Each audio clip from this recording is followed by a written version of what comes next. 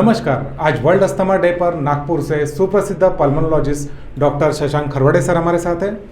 आइए जानते हैं अस्थमा के विषय में आरोग्य मंत्रा में। नमस्कार सर। नमस्कार सर। सर, अगर हम अस्थमा के विषय में जानना चाहे एक आम भाषा में, आम पब्लिक के लिए, तो अस्थमा क्या होता है? देखिए, नमस्कार, मैं डॉक्टर शशांक खरवड़े।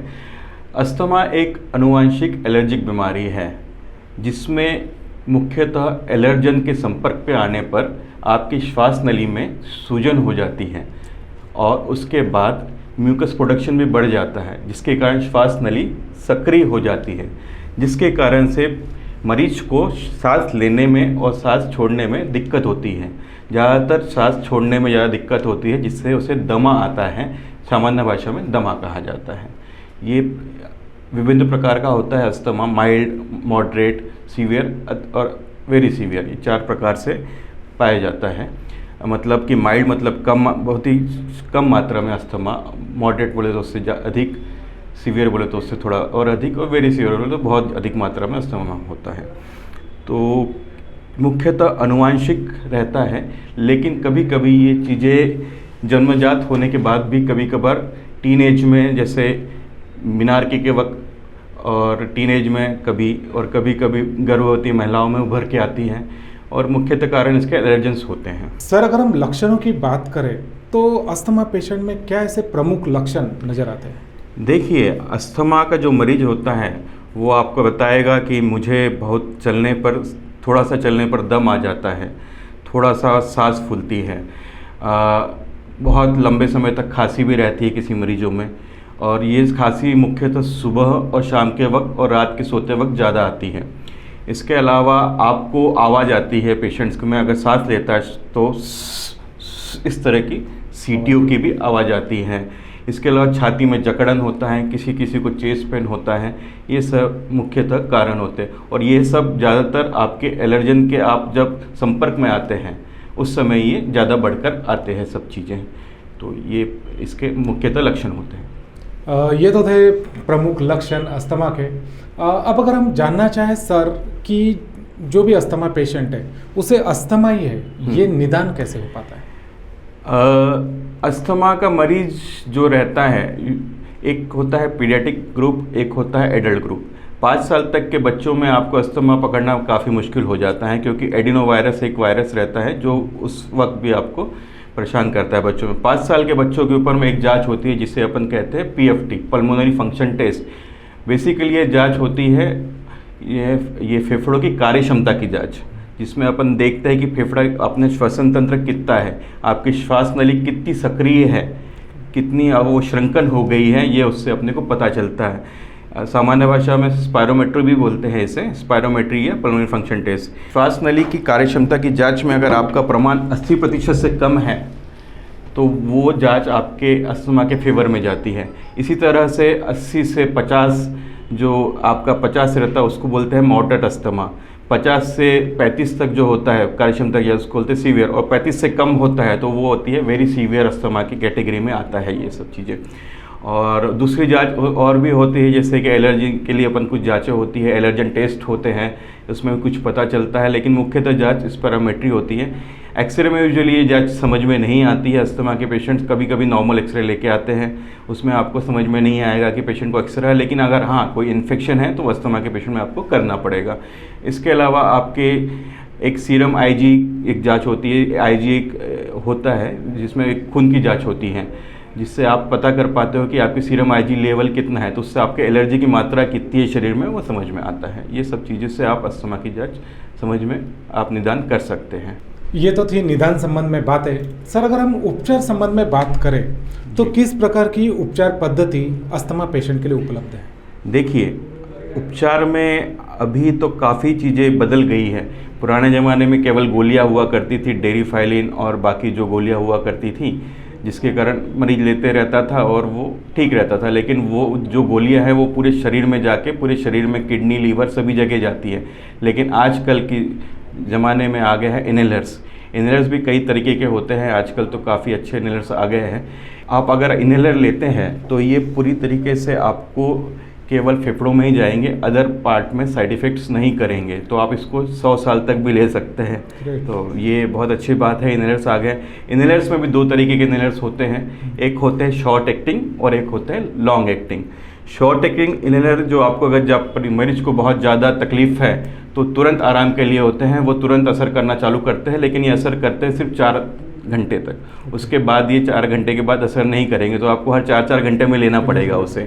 लेकिन आप अगर इसलिए वो केवल उसको बोलते हैं कंट्रोलर थेरेपी, मतलब कि आप तुरंत ले लिया, उन्हें तुरंत आराम पड़ गया, लेकिन आपको बाद के लिए उसको आप नहीं ले पाएंगे, और ज़्यादा लेने से इसके फिर वो उसका जो इफ़ेक्ट है वो धीरे धीरे कम होता है।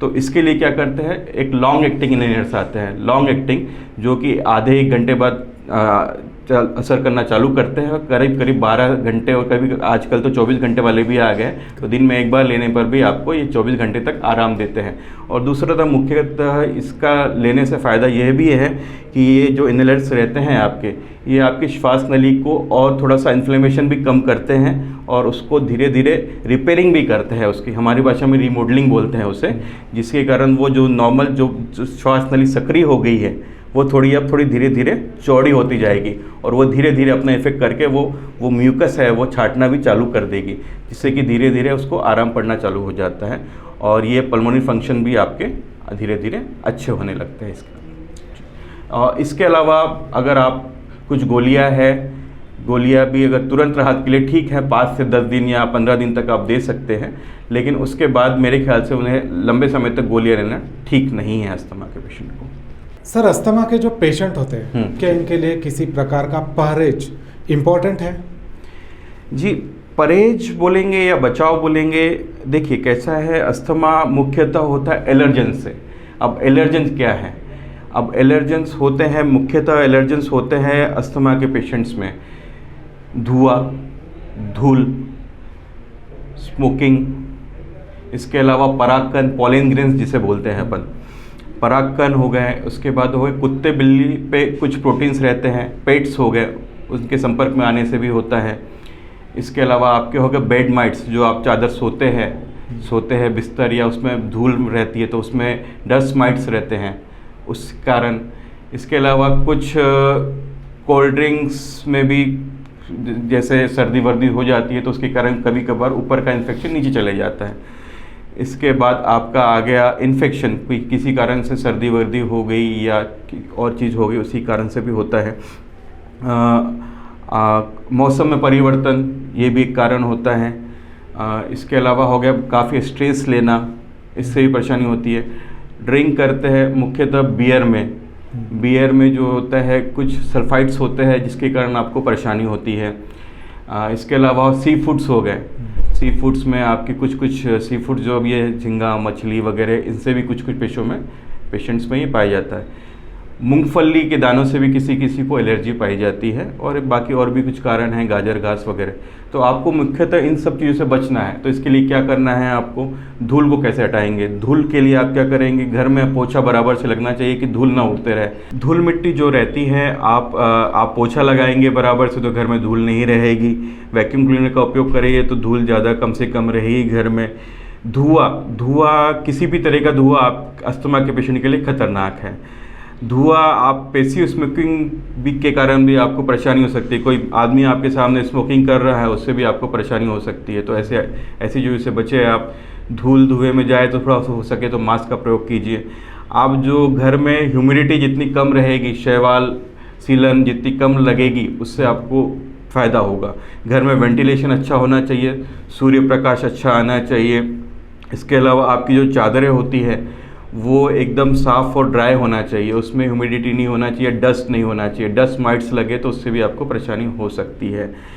अब खाने में क्या है, तो खाने में बहुत सारी चीज़ों की आपको परहेज नहीं है, लेकिन ठंडी चीज़ें रात के वक्त ना खाएं जिससे कि सर्दी पकड़ ले या वो उससे परेशानी हो सकती है। हालांकि सी फूड्स से आपको परेशानी होगी, और इसके अलावा मूंगफली के दाने जो डॉक्यूमेंटेड है उससे आपको परेशानी होती है।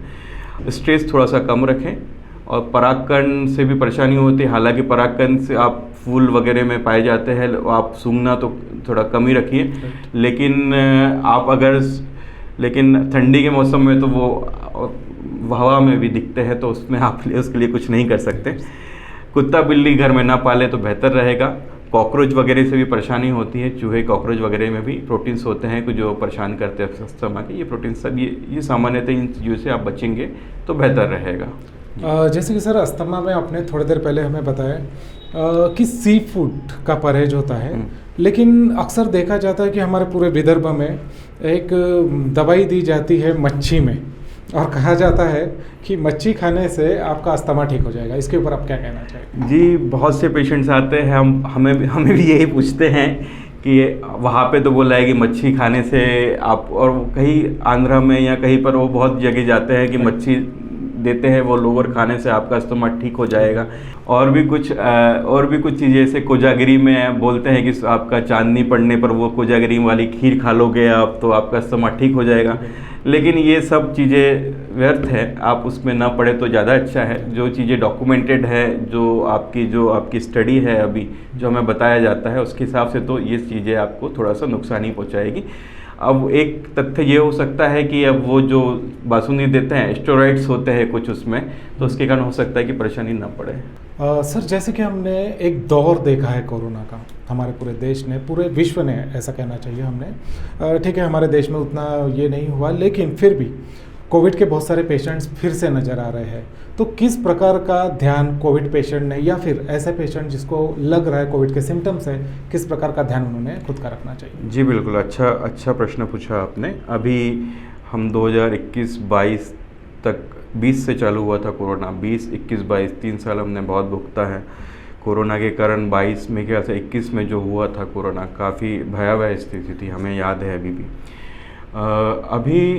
अभी जो कोरोना हो रहा है, थोड़ा सा जो उसकी सीवियरिटी है थोड़ी सी पहले से काफ़ी कम हुई है ज़रूर, लेकिन जो पेशेंट्स अस्थमा के रहते हैं उनमें थोड़ी सी ज़्यादा सतर्कता बरतनी चाहिए उन्हें। क्योंकि कैसा है कि कोविड ऐसा नहीं कि एक बार आपको कोविड हो गया तो दोबारा नहीं होगा, ये आप नहीं कह सकते। राइट। पेशेंट को हर एक साल में कोविड, किसी को हर साल कोविड भी हुआ है, ऐसे पेशेंट भी हमारी तरफ आए हैं। और अभी जो पेशेंट्स आ रहे हैं वो उनमें मुख्यतः जो एडमिशन हो रहे हैं पेशेंट्स, उनमें मुख्यतः वही पेशेंट है जिन्हें पहले से ही फेफड़ों की परेशानी है। किसी को COPD है, किसी को कोई निमोनिया का इन्फेक्शन हुआ है, किसी को पहले कभी TB हुआ था, कुछ पेशेंट अस्थमा के हैं, ओल्ड एज पेशेंट्स हैं।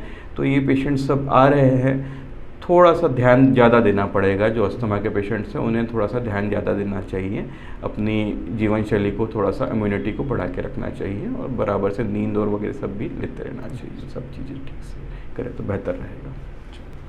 सर इस वक्त जो देशवासी आपको देख रहे हैं, क्या एक संदेश आप उन देशवासियों को वर्ल्ड अस्थमा डे पर देना चाहेंगे? देखिए, अस्थमा ज़रूर एक जन्मजात बीमारी है, किसी में बाद में भी उभर कर आता है, लेकिन आपको ये हो गया तो इसके लिए आपको दुखी होने की बिल्कुल ज़रूरत नहीं है। ये बीमारी ज़रूर है, लेकिन आप इसे कंट्रोल करके अच्छा जीवन व्यतीत कर सकते हैं। और अच्छे पेशेंट हमने देखे 80-90 साल तक जीते अस्थमा वाले भी, ऐसी कोई बड़ी बात नहीं है। अस्थमा हो गया तो आपको डरने की ज़रूरत नहीं है। अब इसमें मुख्यतः आपको जीवन शैली पे थोड़ा सा ध्यान देना है। जीवन शैली बोले तो मैंने आपको उपचार जो अभी जो बताया है, आपको परहेज जो रखना है, आप इसमें मुख्यतः आप देखिए कि आपको धूल और धुएं से बचना है, स्मोकिंग नहीं करना है, बियर वगैरह का सेवन ना करें तो बेहतर रहेगा, मूंगफली न खाए, इसके अलावा सी फूड्स थोड़ा सा अवॉइड करें, स्ट्रेस थोड़ा सा कम रखें। इसके अलावा आप पेट्स से दूर रहे, पेट्स न पाले घर में तो बेहतर है। थोड़ा बगीचे से थोड़ा सा दूर रहेंगे, बगीचे बोले तो फूल और फल वाले पौधे से थोड़ा सा दूर रहे तो बेहतर रहेगा। घर में पोछा वगैरह बराबर से लगना चाहिए। अब सबसे मुख्य संदेश मेरा ये रहेगा कि हमारे पास जो पेशेंट्स आते हैं उन्हें जब हम बोलते हैं कि आपको इनहेलर लेना पड़ेगा तो वो एकदम से चकित हो जाते हैं, सर मुझे इनहेलर नहीं लेना है। मैं उनसे पूछता हूँ क्यों, तो वो बोले उसकी आदत पड़ जाएगी। अब आदत पड़ना ये ज़रूरी नहीं है। अगर आपको BP है, आपको शुगर है, अगर आप BP की गोली नहीं लेंगे तो आपका BP बढ़ेगा, आप शुगर की गोली नहीं लेंगे तो आपका शुगर बढ़ेगा। उसी तरीके से इनहेलर लेंगे तो आपकी जीवन शैली जो आप कार्य कर रहे थे वो पूरी क्षमता से कर पाएंगे। आप अगर उसे नहीं लेंगे तो आधी क्षमता से आप पूरे एफर्ट्स अपने पूरे काम में नहीं दे पाएंगे, आपका ध्यान उसी चीज़ में लगा रहेगा। ये चीज़ है। अब इसके लिए इनहेलर्स लेना बहुत ज़रूरी है। इनहेलर्स हो सकता है किसी को कोई पेशेंट्स में, जो मैंने बताया जिस तरह से माइल्ड अस्थमा के पेशेंट्स रहते हैं, 1-1.5 साल की थेरेपी के बाद उनका अस्थमा एक लेवल तक कंट्रोल में आ जाता है कि 5-6 साल तक उनको ये परेशानी नहीं होती है।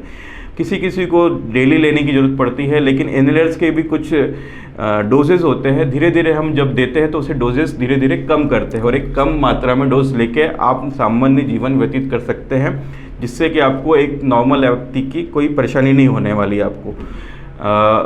कई स्पोर्ट्समैन भी इनहेलर्स लेते हैं। बहुत से स्पोर्ट्समैन जो क्रिकेट खेलते हैं इनहेलर लेके आराम से स्पोर्ट्स भी खेल पा रहे हैं, तो आपको डरने की कोई ज़रूरत नहीं है। और मेरा एक बोलना बस यही है कि इनहेलर से आप डरें ना, अस्थमा आप कंट्रोल में रखें और सामान्य जीवन व्यतीत करें। सर, अगर हम Chirayu chest and critical care hospital की बात करें तो किस प्रकार की सुविधाएं अस्थमा के पेशेंट के लिए उपलब्ध है? देखिए, Chirayu chest and critical care ये हमारा हॉस्पिटल है धनतोली लोकमा स्क्वायर पर। यहाँ पर आप अस्थमा के पेशेंट के लिए सभी सुविधाएं उपलब्ध हैं। जो पेशेंट माइल्ड ओपीडी बेस्ड सुविधा से लेके आईपीडी से लेके क्रिटिकल केयर तक हमारे पास उपलब्ध है। पेशेंट अगर सामान्य स्थिति में ओपीडी में संपर्क करना चाहता है तो उसके लिए हम ओपीडी आपकी 12 घंटे ओपीडी चालू रहती है। और आईपीडी पेशेंट्स तो हमारे पास सभी हैं, क्रिटिकल पेशेंट्स भी रहते हैं तो उनके लिए भी पूरी सुविधाएं उपलब्ध है हमारे यहाँ पे। पूरे टेस्ट होते हैं, जैसे मैंने आपको बताया, पल्मोनरी फंक्शन टेस्ट, स्पायरोमेट्री, आपके एक्सरे, सीटी स्कैन वगैरह, जो भी आपकी जो अस्थमा को निदान और उपचार के लिए जो भी सुविधाएं रहती हैं वो सब हमारे यहाँ पे उपलब्ध है। जो दर्शक इस वक्त आपको देख रहे हैं, आपसे परामर्श लेना चाहते हैं, आपसे संपर्क करना चाहते हैं, तो किस प्रकार वो आपसे संपर्क कर सकते हैं? देखिए, मेरा नाम डॉक्टर शशांक खरवड़े है। मैं पल्मोनोलॉजिस्ट हूँ। लोकमर स्क्वायर नागपुर में मेरा हॉस्पिटल है, चिरायु हॉस्पिटल। वहाँ पे आप संपर्क कर सकते हैं। मैं गूगल में आप मुझे सर्च कर सकते हैं, वहाँ पे पूरी तरह आपको जानकारी मिल जाएगी। और आपको परामर्श भी में लेना है तो वो सब जानकारी यहाँ पे मिल जाएगी।